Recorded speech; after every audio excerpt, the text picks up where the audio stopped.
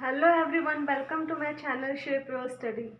आज मैं यूनिट 3 पूरा कंप्लीट कर दूंगी। इस पूरे वीडियो में वन शॉट वीडियो रहेगा बच्चों, और आप यहां से आप लोग क्या कर सकते हो, सारे जितने भी यहां पे टॉपिक हैं मैं देखूंगी कम से कम टाइम में जो टॉपिक छूटेगा उसके मैं शॉर्ट वीडियो में बना दूंगी।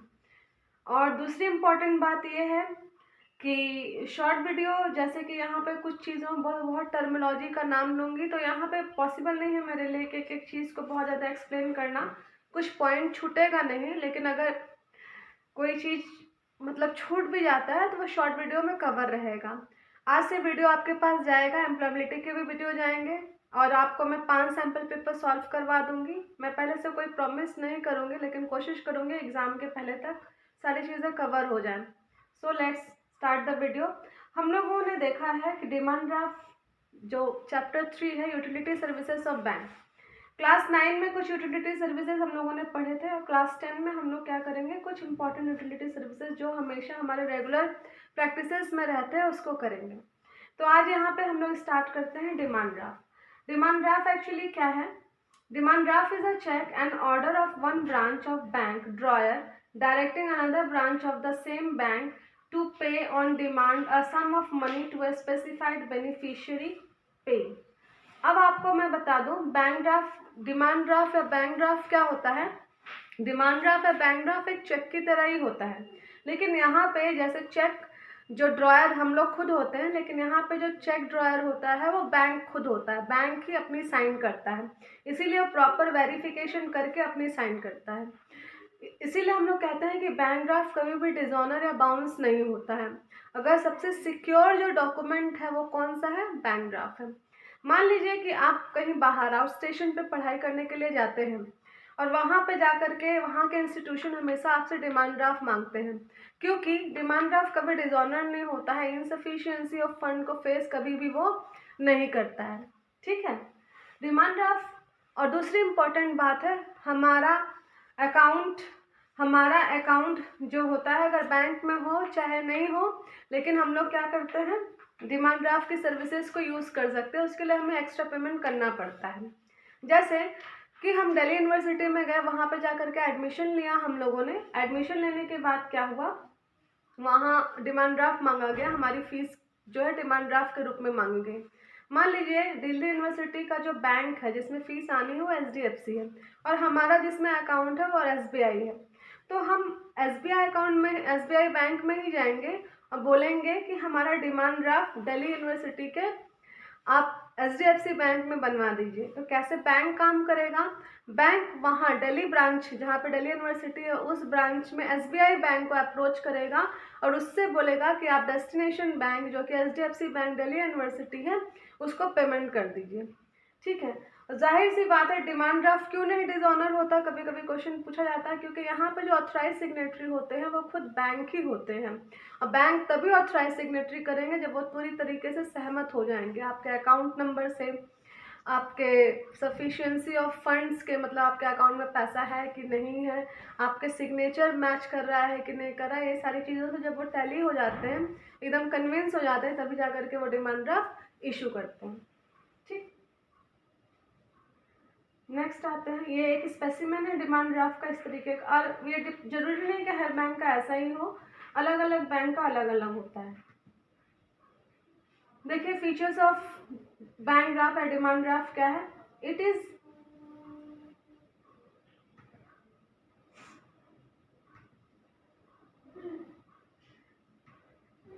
Conditional order. ये क्या होता है? कंडीशनल ऑर्डर होता है, क्योंकि ये टर्म्स एंड कंडीशंस पे काम करता है।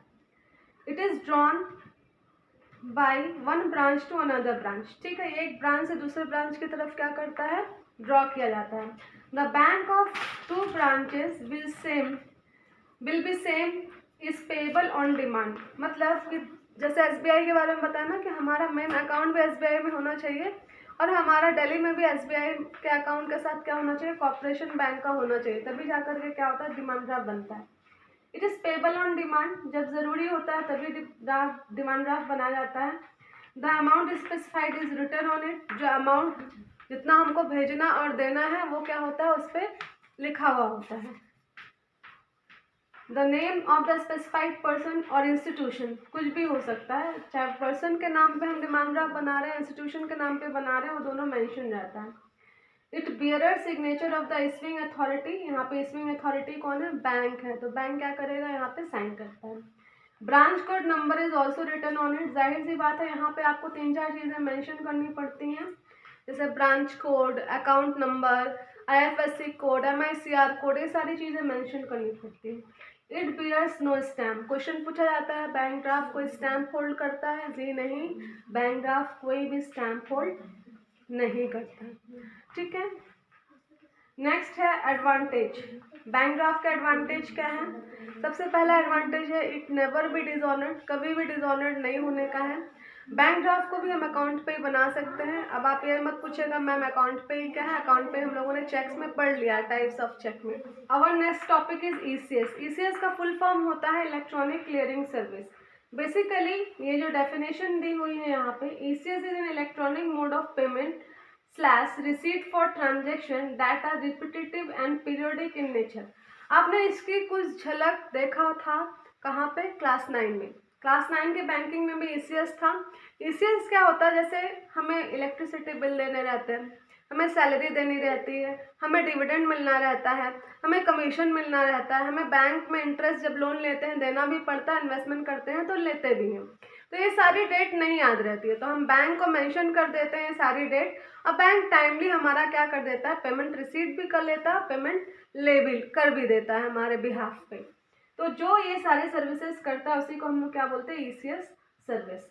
ठीक है ना, ये किसके द्वारा होता है, इंस्टीट्यूशंस। इंस्टीट्यूशन में बैंक हो सकता है, हॉस्पिटल हो सकता है, ऑर्गेनाइजेशन होता है, कॉर्पोरेट्स होते हैं, ठीक है, बहुत सारी चीज़ें होती हैं, ऑर्गेनाइजेशंस होते हैं, एसोसिएशंस होते हैं, जो जहाँ पे बल्क ऑफ ट्रांजेक्शन्स हमेशा बनता है, वहीं पे ECS पेमेंट यूज होता है।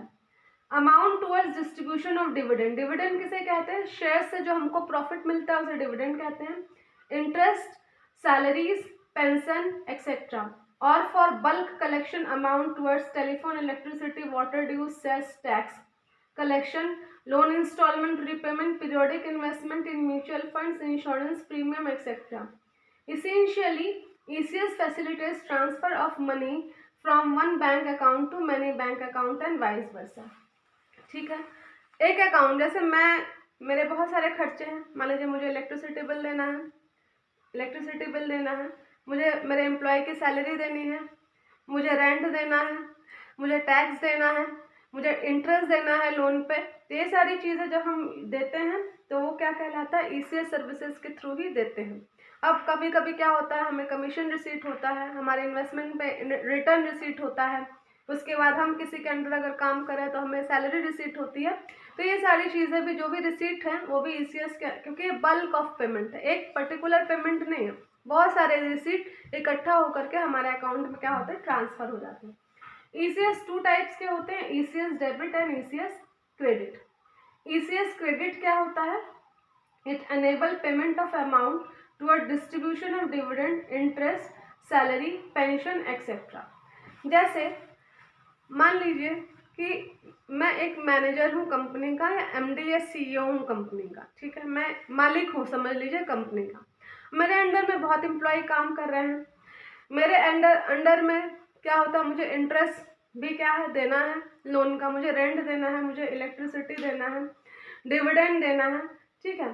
तो हम क्या करेंगे, बैंक के पास जाएंगे, बोलेंगे बैंक आप मेरे अकाउंट से एक डेबिट करिए, लेकिन मेरे डेबिट से बहुत सारे लोगों को ये सारी चीज़ें जानी होती है। तो 1 debit is equal to multiple credits, मतलब बहुत लोगों के अकाउंट में पैसा मिलेगा। जैसे डिविडेंड किसको मिलेगा, जो हमारे कंपनी के शेयर्स खरीदे हैं उनको डिविडेंड पेमेंट होगा। इंटरेस्ट, इन्वेस्टमेंट लोन लिया है तो उस इंटरेस्ट देना पड़ेगा। सैलरी एम्प्लॉयज़ को देनी पड़ेगी। मतलब हमारे अकाउंट से एक डेबिट होगा, मतलब एक एक्सपेंस जाएगा और बहुत सारे लोगों को वो पैसे मिलेंगे किसी न किसी फॉर्म में, तो इसे कहते हैं हम लोग ECS क्रेडिट। ECS डेबिट क्या होता है, ठीक इसका वाइस वर्सा होता है। It is useful for the collection of telephone and water bill, electricity sets, tax payment, insurance premium etcetera payable to the user institution by large number of customers, ठीक है ना।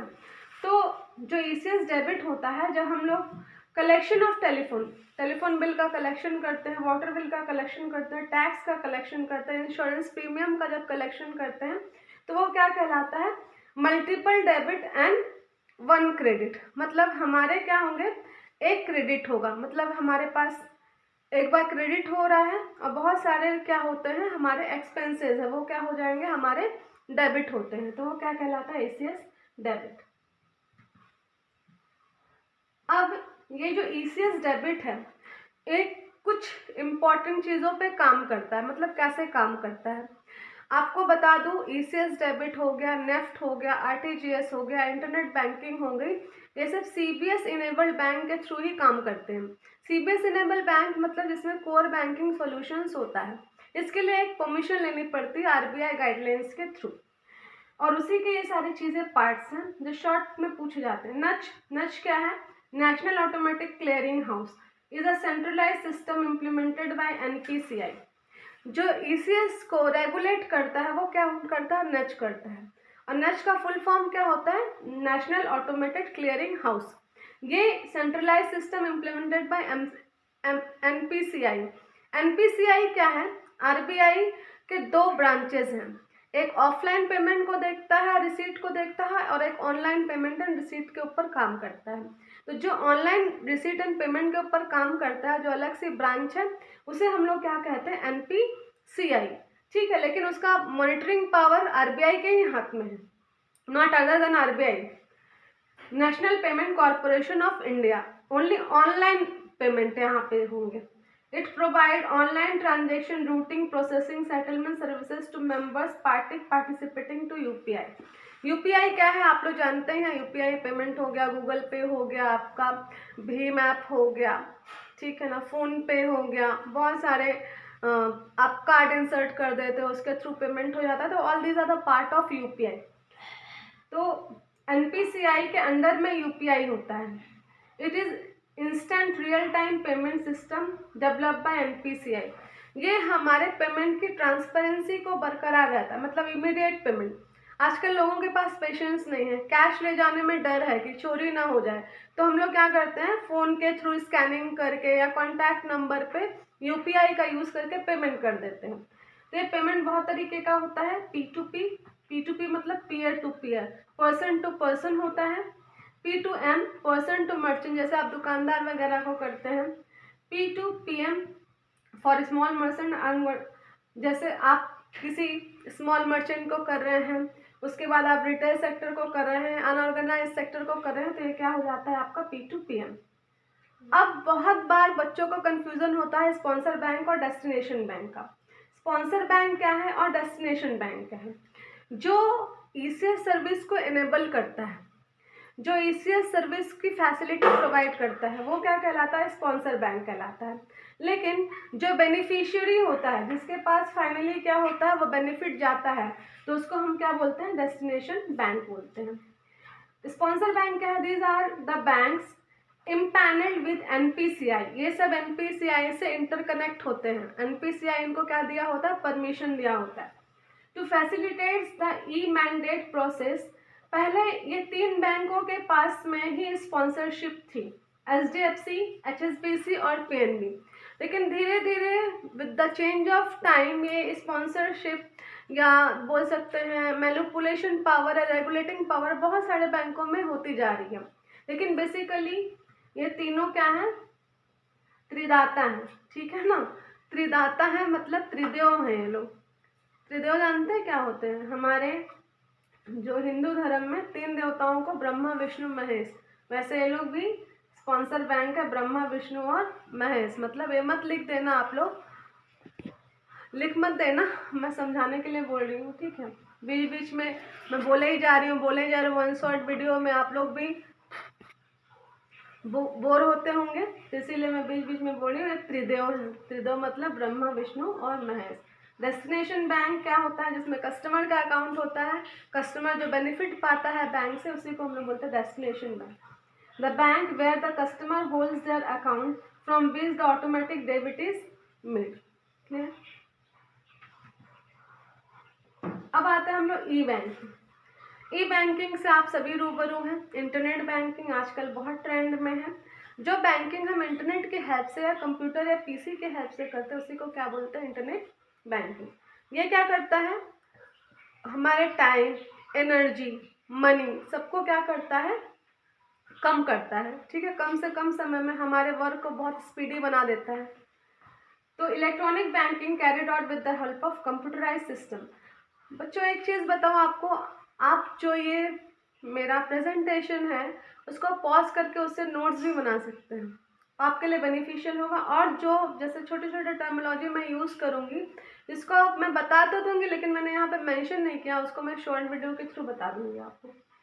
Benefits of E banking, it reduces the cost of transaction, मैंने पहले ही बताया। It makes banking relation more effective, मतलब bank और customer का relation को क्या करता है, बूस्ट करने का काम करता है। जाहिर सी बात है, आप बैंक में जाओगे, आप किसी भी ऐसे इंसान के पास जाओगे बहुत लेजी है, आपके काम में डिले करता है, तो दूसरी बार आप उसके पास नहीं जाओगे। लेकिन कोई ऐसा बंदा है जो आपके काम को फास्ट और एकदम फर्निश्ड करता है, एकदम परफेक्ट करता है, तो आप जाहिर सी बात उसी के पास जाओगे। तो इंटरनेट बैंकिंग यही करती है, और सिक्योरिटी भी, क्योंकि आप वहाँ पे पासवर्ड वगैरह लगाते हो। तो it makes banking relation more effective. 24/7 service होता है, 24 घंटे। बैंक खुला होना बंद होने से कोई मतलब नहीं है। बैंक बंद है, रात को 3 बजे आपको ज़रूरत है, 12 बजे ज़रूरत है, और आराम से ही बैंकिंग के थ्रू आप अपना काम कर सकते हैं। Customer feels a sense of security, customer क्या करेंगे, सेंस ऑफ सिक्योरिटी फील करेंगे।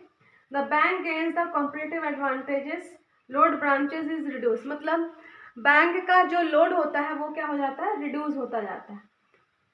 यूजर्स में आता है payment of bills, credit card dues, insurance premium, custom, ये सब तो आप लोग होशियार हो ही गए हैं क्लास 9 से, तो ये सब समझाने की ज़रूरत नहीं है। अब आते हैं टाइप्स पे। टाइप्स हमारे 3 टाइप की होती है, PC banking, digital TV banking और text phone banking. PC banking नाम से ही पता चल रहा है कि जब हम कंप्यूटर या पीसी के थ्रू करते हैं जो बैंकिंग, वो होता है PC banking. Digital TV banking, आप देखते होंगे कि एलईडी टीवी के थ्रू भी बैंकिंग की जाती है। टैक्स फोन बैंकिंग क्या होता है, जब टैक्स के थ्रू मैसेजेज आता है कि आपके अकाउंट से पैसा गया, रिसीव हुआ पैसा, आपके इंस्टॉलमेंट गए, आपका इंश्योरेंस प्रीमियम पेड हो गया, ईसीएस कटा, एनईएफटी कटा, तो ये सारे मैसेजेस जो होते हैं उसे भी हम क्या बोलते हैं, टैक्स फोन बैंकिंग। लेकिन आपको बता दूं, अगर ये इतने सारे फायदे दे रहा है तो हर एक चीज़ के पॉजिटिव और नेगेटिव रिजल्ट्स होते हैं। जिसके भी नेगेटिव रिजल्ट्स हैं वो रिजल्ट या रिस्क क्या क्या है, increasing the number of fraudulent website, इसके जो होते हैं कि बहुत सारे ऐसे फ्रॉडुलेंट वेबसाइट, जैसे बहुत लोग अवेयर नहीं हैं, इसके बारे में भी बहुत सारे वीडियोस रहेंगे कि आप फ्रॉड से कैसे बचें, आप कहाँ पे इन्वेस्टमेंट करें, किस तरीके का इन्वेस्टमेंट करें जो आगे आपको प्रैक्टिकल लाइफ में भी यूज़फुल हो। मैंने पहले भी बताया था, बैंकिंग एंड इंश्योरेंस सिर्फ पढ़ने के लिए नहीं है, you have to use this subject practically in your life. Fake emails, hacking of login password, cross site scripting and key logger, Trojan horses का मतलब होता है कि आपके जो एसडी कार्ड का मेमोरी होता है उसको चुरा के अपने यूज़ करना, एक तरीके का हैकिंग करना ही होता है। आपको बता दो कि Jamtara hackers a remote attacker to modify the destination account number and amount. Jamtara Jharkhand में एक जगह है जो कि बहुत फेमस है हैकिंग के लिए। बड़े बड़े जो सेलिब्रिटीज़ हैं वो भी क्या हो गए हैं, जामतारा के अत्याचारों से, हैकिंग से बच नहीं पाए हैं, उसका शिकार हो चुके हैं। अब आते हैं 3 मेन मुद्दे जो कि हमेशा ही इसके सामने टिक मार्क कर दो, और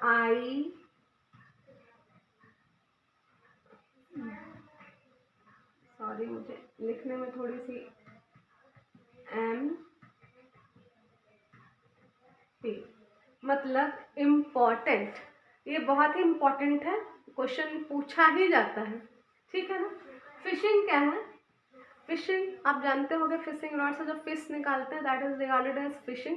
तो यहाँ पे भी वही फिशिंग है, बस इसके सामने पी लगा दिया गया है। मतलब बैंकों में जो हम लोग शिकार बनाते हैं ना, मछलियों को पकड़ने के लिए चारा दाना फेंकते हैं नदी में, तो ऐसे ही हैकर्स भी दाना डालते हैं। मान लीजिए आपके पास कोई लिंक आया, मान लीजिए किसी गेम का लिंक आया, आप छोटे मासूम बच्चे गेम के लिंक पे क्लिक कर दिए। क्लिक करने के बाद बोला गया आप इसको खेलिएगा, पैसा जीतिएगा। इस पे इतनी शॉपिंग करिएगा आपको इतना बोनस टिप मिलेगा। तो आप बेचारे मासूम बच्चे नहीं जानते, आप उस पर क्लिक कर दोगे, वो आपसे डिटेल मांगेगा और बाद में 0/सन्नाटा मिलेगा आपको। हैकर्स आपकी सारी डिटेल लेके आपकी तिजोरी आपकी क्या, आपके मम्मी पापा की तिजोरी साफ। तो फिशिंग वही है। Phishing is the central stage of internet scam. तो इस तरीके का स्कैम है। Phishing is the way of sending emails at arbitrary indicating to come from a candid company which is, candid का मतलब क्या होता है कि बहुत रेपुटेड कंपनी का डुप्लीकेट कंपनी बनाना, which is operating on the internet. When the customers make an attempt, its request disclosing information at the bogus website will be operated by them. Information entered on the bogus website is captured by the criminals and they use it for their own purpose. मतलब जब bogus का मतलब होता है false या fake website. Fake website आपके पास या hyperlink भेजा आपके पास, आपने उस पर क्लिक जैसे ही करा, आप click, as soon as you click on the website, the hacker is getting the signal to collect all the information, all the account information, all the bank balance information from your account and hack it. So it is beware of that, beware of selecting, before clicking on the HTTP, that means the link, you have to go through the details of the website in Google. If you will search something about the Google, if you write the link on the Google search, then you will find it is a scam website, hacking website or the original website.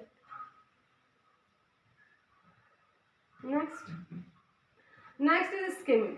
आपने देखा होगा बीच में बहुत सारे case newspaper में आए थे कि एटीएम में जब भी पिन डालो कवर करके डालो, क्योंकि जो हैकर्स होते हैं वो क्या करते हैं, एटीएम में जो बटन्स होती हैं, वैसे आपके पिन को पुट करने वाली जो बटन्स होती है उसके ऊपर प्लास्टिक का एक क्या करते हैं, स्कैनर लगा देते हैं या सीसीटीवी लगा देते हैं, जिससे कि आपके सारी डिटेल उसमें कैप्चर हो जाए। उसके बाद वो क्या करते हैं, आपकी सारी इन्फॉर्मेशन निकाल करके और आपके डेबिट कार्ड या क्रेडिट कार्ड, जो भी है, क्रेडिट कार्ड तो नहीं यूज़ होता है, डेबिट कार्ड एटीएम मशीन में यूज़ होता है, एटीएम कार्ड को क्या करेंगे, पूरी तरीके से हैक कर लेंगे। देखिए, fraudsters use skimmer to fake ATM card, swipe card device which reads customer ATM card। जैसे आप इंसर्ट, जैसे जहाँ पे इंसर्ट करते हो कार्ड ना, तो वहाँ पे स्विपर लगा देते हैं। जैसे स्विपर लगाएंगे वहाँ पे चिप होता है, जैसे पेन ड्राइव सारी स्टोरेज ले लेता है ना, सारी डिटेल इन्फॉर्मेशन ले लेता है, वैसे उनका चिप भी वो सारी इन्फॉर्मेशन, आप देखते होंगे कि एटीएम कार्ड में चिप लगा हुआ होता है, चिप में सारी डिटेल है आपके एटीएम कार्ड से रिलेटेड। उस चिप को जैसे स्कैन करते हैं तो उसके पास सारी डिटेल आ जाती है। Scammers swipe information from credulous customer by inserting onto an ATM. They take a blank card and by inserting the card, they are able to encode all the information. When they swipe from an ATM and through a small camera which is mounted on the ATM, the skimmer catches the pin. Scammer क्या कर देता है, आपके pin को जान लेता है और आपका अकाउंट 0/सन्नाटा। Next, spoofing. आप देखते होंगे कि जो बहुत रिमोट एरियाज होते हैं वहाँ पे रातों रात बाजार साइड में एटीएम खड़ा हो जाता है। भगवान का चमत्कार, ये भगवान का नहीं, ये हैकर्स का चमत्कार होता है। ठीक है, हैकर्स क्या करते हैं, रातों रात ही एटीएम मशीन को खड़ा कर देते हैं, जहाँ पे हम जैसे ग्रामीण लोग, मासूम लोग जाते हैं, एटीएम कार्ड इंसर्ट करते हैं, उसके बाद सारी डिटेल वो फेक एटीएम मशीन द्वारा निकाल ली जाती है और धीरे धीरे धीरे धीरे हमारा जो होता है, जैसे स्लो पॉइजन होता है ना, धीरे धीरे इंसान को मारता है, तो ये सब मशीन्स धीरे धीरे धीरे धीरे क्या करते हैं, हमारे अकाउंट को बैरेड लैंड में कन्वर्ट करते चले जाते हैं। The invader creates a misleading context which falls you in making an unsuitable security appropriate decision. For example, false ATM machines have been set up. If they will be having PIN number, they will be having enough information to steal from your account. I hope you understand this. तो बच्चों याद रखिएगा, fishing, skimming, spoofing, तीनों में बहुत differences हैं और तीनों ही एग्जाम के लिए बहुत ही इम्पोर्टेंट है।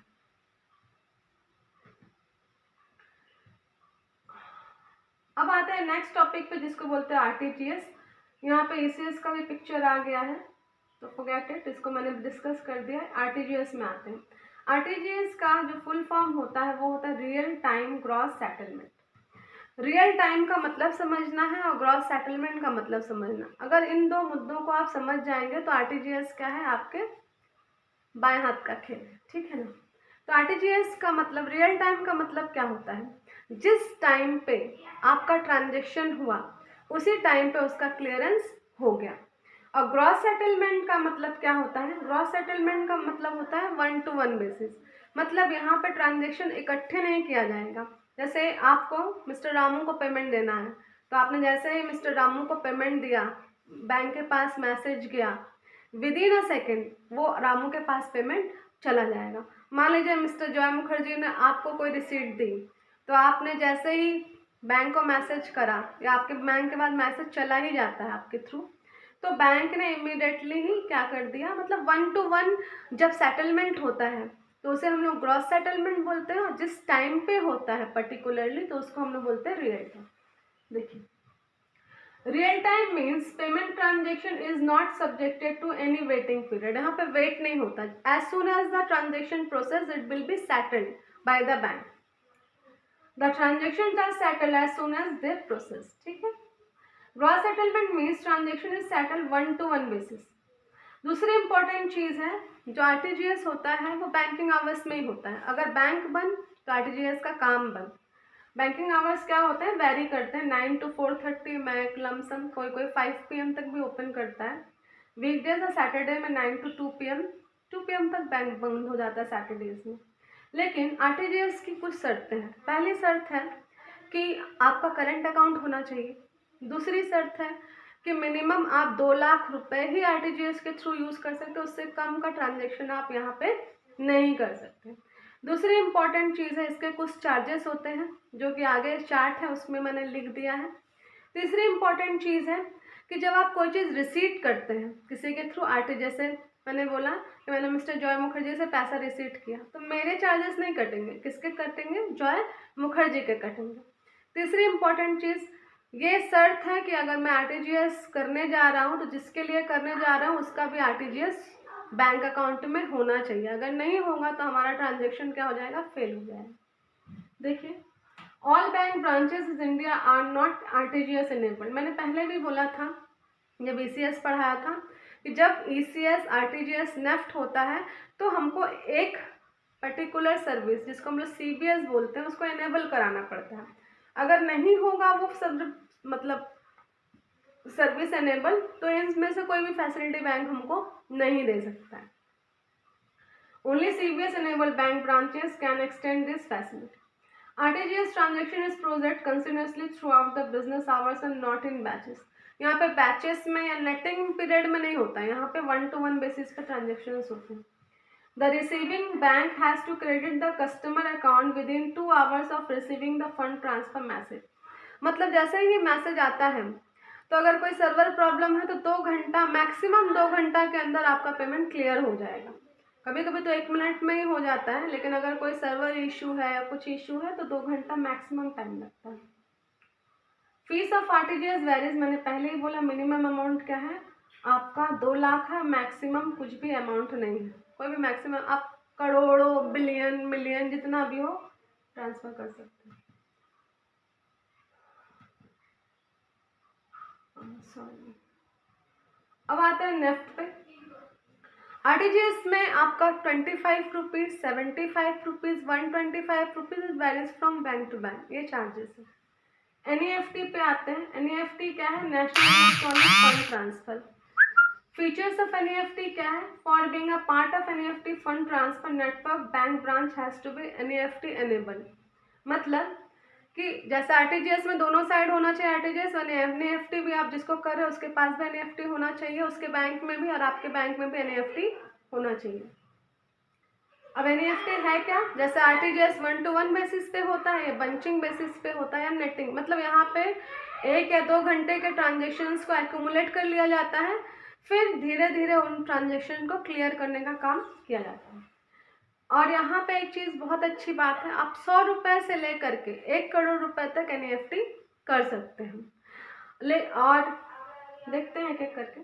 Not only individual firms or companies maintaining accounts with bank branch can transfer fund using NEFT. इसकी और एक खास बात है, यहाँ पे करंट अकाउंट हो ना हो NEFT का यूज़ कर सकते हो।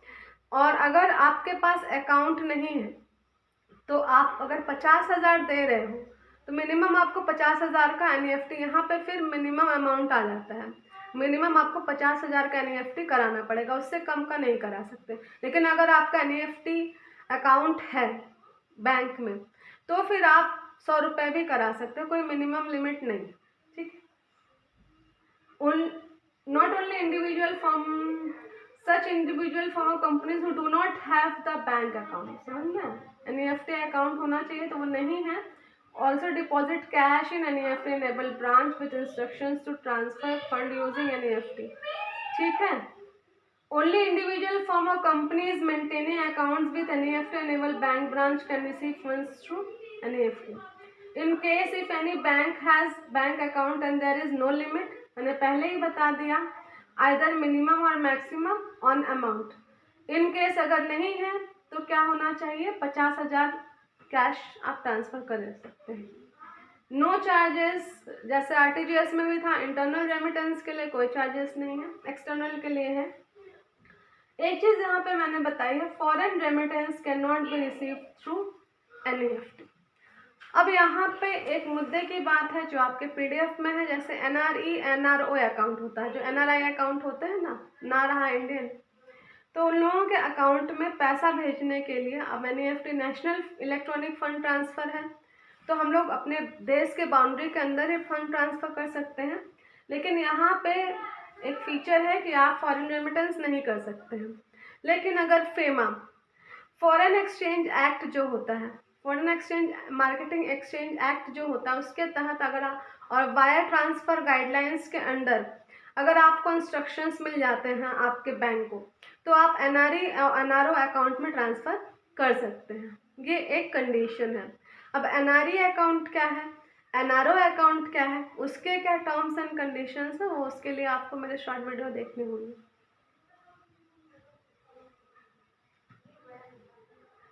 अमाउंट देखिए 10,000 तक, ये जिसके पास अकाउंट है उन लोगों के लिए है।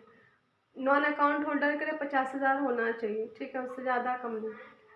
Up to 10,000 ₹2.5 plus service charges लगते हैं। Up to 1 lakh to 2 lakh 15 रुपये से ज़्यादा नहीं लगेगा plus service tax. Up to ₹2 lakh not exceeding ₹25 plus service tax, ठीक है, ये सब नोट कर लीजिएगा, इम्पोर्टेंट है। अब आते हैं सेफ डिपॉजिट लॉकर फैसिलिटी, 9 में है, बच्चा वाली चीज़ें हैं। मतलब जैसे आप अपने प्रीसियस चीज़ों को, आपको घर में रखने से चोरी होने का खतरा होता है, बर्गलरी होने का खतरा होता है, तो आप क्या कर सकते हैं, लॉकर में रख सकते हैं। लॉकर में 2 की होती है, एक की बैंक मैनेजर के पास, मतलब बैंक के पास होती है, और एक की आपके पास होती है। जब आप जाते हैं तो यहाँ पे 2 टर्मिनोलॉजी यूज़ होती है, लेसर और लेसर। तो लेसर कौन है, the owner of the asset, मतलब जो हम जैसे हम लोग क्या होंगे, लेसर। और लेसी कौन हो गया, बैंक हो गया, क्योंकि बैंक क्या होता है, वो हमारे एसेट को यूज़ कर रहा है, मतलब अपने पास रख रहा है। तो लेसर और लेसी का मतलब समझ गए होंगे आप लोग। अगर नहीं समझे हो तो शॉर्ट वीडियो में उसके डेफिनेशंस आपको मिल जाएंगे। सेफ डिपॉजिट वॉल्स और bank lockers have long been considered as the safest. यहाँ पे क्या क्या चीज़ें लिखते हैं, store valuable ornaments, stock certificates, deeds क्या होता है, डीड्स मतलब जब 2 लोगों के बीच में टर्म्स एंड कंडीशन फिक्स की, जैसे पार्टनरशिप है, कंपनी एक्ट होता है, तो इसके टर्म्स एंड कंडीशंस होते हैं, शर्तें होती हैं कि हमारा कैपिटल कितना होगा, डिविडेंड कितना होगा, कितने लोग काम करेंगे, हमारी कंपनी का नाम क्या होगा, या हम अपनी प्रॉपर्टी किसे लीगेसी बनाएंगे, वो सारी चीज़ें क्या होती हैं, जब हम लोग बिल पेपर पर लिखते हैं तो ये सारी डीड्स कहलाती हैं। Other rent deposit required time period and provision for refund differs from various bank. Next, bank, मैंने लेसी बता दिया आपको। Lessee will sign the register filling the locker number. मैंने पहले बोला कि जो लेसी होता है वो पर्सन है, जैसे कि हम लोग। लेसी क्या हो गया? द ओनर, जिसका ओनर है, जिसका पैसा रखा जा रहा है। और लेसर, सॉरी मैंने वहाँ पे थोड़ा सा वो रिवर्स कर दिया था, जैसे स्लिप ऑफ टंग। लेसी क्या होता है? Owner of the asset. और लेसर क्या होता है? User of the asset. Lessee will sign the register filling in the locker number. Responsible bank officer will verify the signature with the bank record. ठीक है। If the signature tallies, the officer will take the customer to the locker room. Bank officer will open the locker with his key and the lessor will open the locker with his key to open the locker. Once the locker is opened, the bank officer will leave the locker room and the lessor will deposit withdraw valuables he wants. Once he completes his transaction, he closes the locker door and locks the locker with his key only. क्या process है देखिए। लेसी और laser में हमेशा मैं भी कभी कभी कंफ्यूज हो जाती हूँ। लेसर मैंने पहले ही सही बताया था, लेसर वो होता है, ओनर ऑफ द एसेट को क्या बोलते हैं? लेसर बोलते हैं। और यूजर ऑफ द एसेट को क्या बोलते हैं? लेसी। तो यहाँ पे जो बैंक होता है वो क्या होता है? लेसी। और जो कस्टमर जैसे हम लोग हैं वो क्या होता है? लेसी। अब सबसे पहले मान लीजिए हमने ऑर्नामेंट्स रखे हुए हैं, अब मुझे ज़रूरत पड़ गई उन ऑर्नामेंट्स को लेने की। मान लीजिए हमारे घर में शादी वगैरह पड़ी या कोई फंक्शन पड़ा, हम निकालना चाहते हैं, तो हम बैंक में जाएंगे। तो क्या होगा? हमको एक फॉर्म दिया जाएगा, उस फॉर्म को फिल करेंगे। फिर बैंक लेसी क्या करेगा? वो उस पर साइन करेगा, उसको रजिस्टर को फिल करेगा, क्योंकि उसके पास भी पासवर्ड है, आपके पास भी पासवर्ड है। उसके बाद वो एक रिस्पॉन्सिबल बैंक ऑफिसर को वेरीफाई करने के लिए बोलेगा, इनका अकाउंट चेक करिए, इनका सिग्नेचर चेक करिए कि वही बंदा है। चाबी लेकर के तो कोई भी पहुंच सकता है ना, लेकिन जिसने अकाउंट ओपन करा है, जिसके नाम पे लॉकर है, उसकी साइन मैच होनी चाहिए। तीसरी इंपॉर्टेंट चीज़ है, अब बैंक का काम बस आपको लॉकर तक पहुंचाना है। उसके बाद उसको अपनी चाबी लगानी है, आपको अपनी चाबी, आजकल तो पासवर्ड का ज़माना है। फिर बैंक अपना खोल के चला जाता है।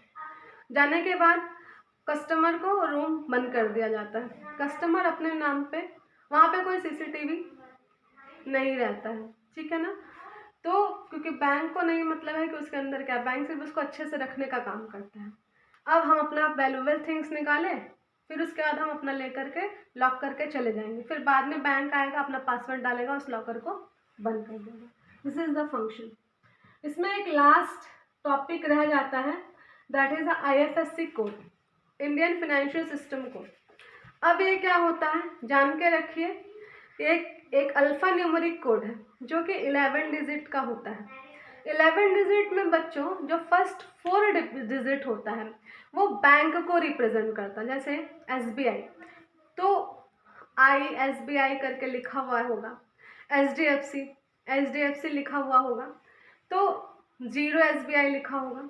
तो ये डिपेंड, जो स्टार्टिंग के 4 डिजिट होते हैं अल्फा न्यूमेरिक में, तो क्या होंगे, स्टार्टिंग के जो 4 डिजिट होंगे वो बैंक को रिप्रेजेंट करेंगे। बाकी के जो 6-7 डिजिट होते हैं, क्योंकि 0 से स्टार्ट होता है तो आगे 0, फिर SBI करके फिर 0 रहेगा, फिर उसके बाद क्या होते हैं 6 और 4 10 हुआ, अब पीछे आगे जो 0 लग रहा है उसको मिला करके क्या हो गया 11 हो गया, ठीक है ना। तो आगे 0, उसके बाद 4 डिजिट रहेगा, 4 डिजिट आपके बैंक को रिप्रेजेंट करेगा, बाकी के 6 डिजिट क्या करेगा, आपके ब्रांच को रिप्रेजेंट करेगा कि किस ब्रांच का बैंक है।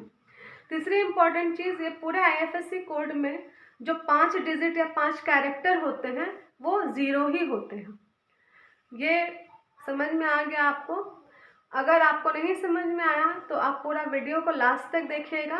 लास्ट तक देखने के बाद आपको कहीं पे भी डाउट हो, कुछ भी डाउट हो, आप कमेंट सेक्शन में लिखिएगा।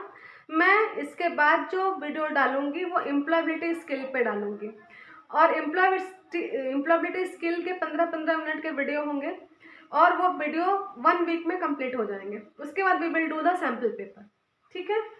आई hope you understand the whole chapter very well. Thanks for watching, bye bye.